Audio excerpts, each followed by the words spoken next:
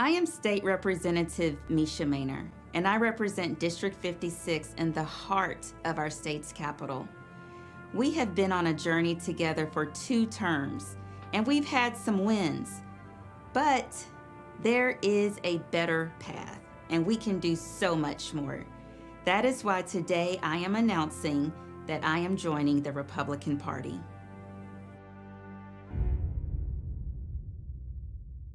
I know that no party is perfect. I know that one party does not have all the answers, but I do know that the priorities that Black inner city communities need, the Republicans are fighting for those issues, not the Democrats. My name is Mesha Mainor, and this is my story. I am a single mom of 2 beautiful girls, Alexis and Chloe, and I am also the state representative for the best district in the entire state of Georgia. I was born and raised in Atlanta in an area that's blighted. Drugs, crime took over. I tell people when I would get off of the school bus, I literally would run home from crackheads. From there, though, my mom moved me to a district where the schools were performing better, and that was my version of school choice. So that kind of really spearheaded just my whole concept of why a child needs resources to get out of, situations that they may be in. I am one of the lucky ones. I went to Howard University, graduated with my master's in physical therapy. It is truly one of the best professions. I was a director of outpatient rehabilitation at a hospital. Politics was not a conversation. This was nothing that I was thinking about. Long story short, I was skiing in Utah with my kids, and my mom called me and said the city council person died. And it was a fleeting thought. I'm going to run for office. I figure out how you run for office. I'm actually the very last person to put in my qualifying fee. People would ask me, what's your platform? I did not know what a platform was. I literally did not know anything about politics. And what I told them at each occurrence was, look, I've never been in politics, but I can solve problems. That's what I do as a physical therapist. That's what I do as a mom. I had a successful daycare. If you have a problem and you come to me, I can fix it, or at least try my best. And if I can't fix it, I'll find someone else that can fix it for you. So I did not win that race, did do well, but at that moment, I thought to myself, this is why you ran for city council. It wasn't to win city council, it was to get you right to this point. And you're going to run for state house. And I was convicted in that from that point forward. And here I am today. Growing up, everyone in my family, even now, they're Democrats. And so I ran as a Democrat initially when I won my race. I campaigned on educational options for children. I campaigned on putting people over systems and politics.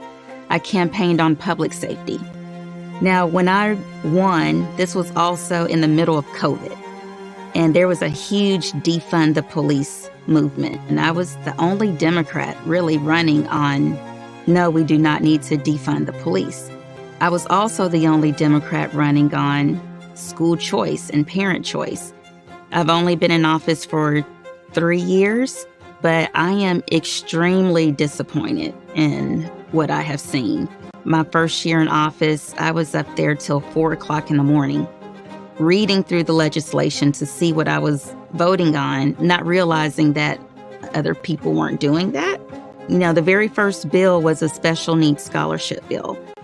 And the Democrats were against the special needs scholarship bill. I don't know why they voted against it. And my charge to them was children with special needs are special. And that was the first time that I voted against the Democrats. I just knew that I was not going to vote for things just because someone told me to, because it was a party decision. I wanted to vote for things that actually impacted people in a positive way. And I continued to vote against them many times. Fast forward a few months, the Democrats started coming on my social media again, attacking me about school choice. And I did some self-reflection, and it was like, you know what, Mesha, they have the right to be mad at you. These are their positions, and you don't agree with any of their positions. It's like, okay, well, maybe you're not a Democrat. If your position is you don't want to keep communities safe, if your position is it's okay for kids to be in schools where 97% can't read, I don't want to be a part of any group that feels that way. I have switched parties recently. I was a Democrat loyalist. I had no idea that these were ideals that the Democrats didn't believe in. There are millions of people that are Democrats, registered Democrats, because that's all we know, because that's just what we're supposed to be. I know that no party is perfect. I know that one party does not have all the answers, but I do know that the priorities that Black inner city communities need, the Republicans are fighting for those issues, not the Democrats. This has been a challenge for Democrats. This switch has not been a challenge for me. The day that I switched, my phone started ringing. Text messages, emails, constituents saying, I'm still voting for you. I don't care what letter is next to your name, I'm still voting for you. At the end of the day, people need help. And I think that my constituents recognize that I really am just trying to help. Now, online, I've received, some really serious racial attacks. There have been death threats for switching parties, but these are people that are not in my community. These are Democrat loyalists, and they actually have no idea what they're voting for. I really think Black people need to be asking themselves what has happened since the civil rights movement. Black people have not received anything from the Democrat Party since that time. I hate to see this message out there that the white man is the reason why Blacks are doing bad. Republicans are the reason that Blacks are doing bad. No, it's the elected leaders that are representing those communities that are not serving those communities. Politics is all about fear. If you can tell someone something and make them very emotional with their vote or fearful when they're voting, then they have their vote. I hope I'm able to show a group of people the truth. My platform stays the exact same. I am the exact same person.